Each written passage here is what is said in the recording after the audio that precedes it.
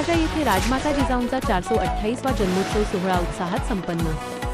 सिंदखेड राजा स्वराज्य जननी राजमाता जिजाऊ यांच्या 428व्या जन्मोत्सवानिमित्त आज सिंदखेड राजा येथील ऐतिहासिक वातावरणात मोठा उत्साह पाहायला मिळाला।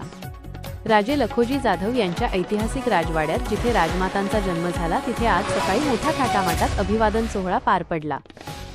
केंद्रीय मंत्र्यांच्या हस्ते महापूजा या सोहळ्यासाठी केंद्रीय मंत्री प्रतापराव जाधव आणि राजश्री जाधव यांनी विशेष उपस्थिती लावली। त्यांनी राजमाता जिजाऊंच्या जन्मस्थळी मनोभावे पूजा अर्चा केली आणि पुष्पहार अर्पण करून अभिवादन केले। यावेळी बोलताना त्यांनी राजमाता जिजाऊंचे विचार आणि त्यांचे संस्कार आजही समाजासाठी प्रेरणादायी असल्याचे सांगितले। मान्यवरांची उपस्थिती या मंगल प्रसंगी माजी आमदार शशिकांत खेडेकर, राजेंद्र शिंदे यांच्यासह शिवसेनेचे विविध स्तरातील पदाधिकारी आणि कार्यकर्ते मोठ्या संख्येने उपस्थित होते। जय जिजाऊ जय शिवरायच्या जयघोषाने संपूर्ण राजवाडा परिसर दुमदुमून गेला होता। राजमातांच्या या जन्मस्थळी दरवर्षीप्रमाणे यंदाही महाराष्ट्राच्या कानाकोपऱ्यातून शिवप्रेमींनी गर्दी केली असून प्रशासनाकडूनही जय्यत तयारी करण्यात आली आहे। आज जिजाऊ जन्मोत्सव मोठ्या उत्साहात साजरा केला जातो।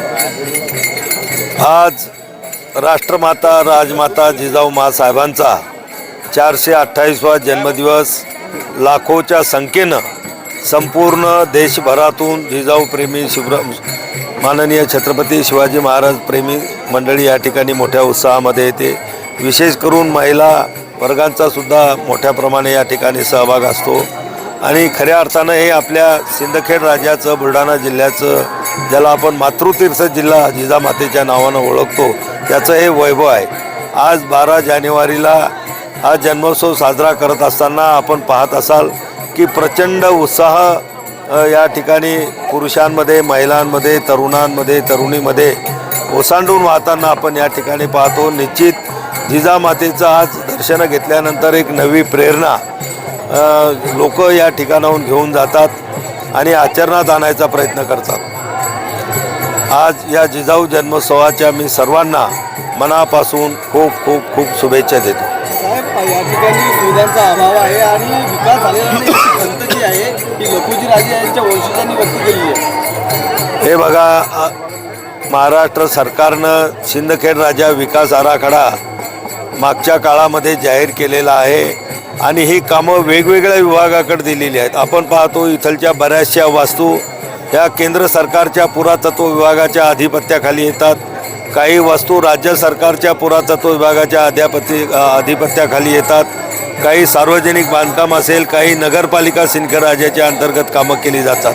आणि आज आपण या ठिकाणी दरवर्षी आपण या ठिकाणी येतो, दरवर्षी कुठं ना कुठलं नवीन कामं या पूर्ण झालेलं आपण या ठिकाणी पाहतो। निश्चित या विकास आराखड्याला थोडा पूर्ण व्हायला उशीर लागत आहे। त्याचं कारण की पुरातत्व विभागाची जी कामं असतात ही अतिशय बारकाईनं त्या केल्या जातात। ज्या पुरातन वास्तू आहेत त्याचं सामरस्य ठेवत त्या सर्व कामं त्यांना करावे लागतात आणि हे करत असताना काही अडचणी येतात, त्यामुळं थोडा उशीर ती कामं पूर्ण व्हायला लागतो। पण लवकरात लवकर केंद्र आणि राज्य सरकारच्या माध्यमातून हा विकास आराखडा पूर्ण करून घेण्यासाठी आम्ही प्रयत्नशील होतो आणि राहू। लवकरात लवकर पूर्ण करून घेण्याचा आमचा प्रयत्न आहे।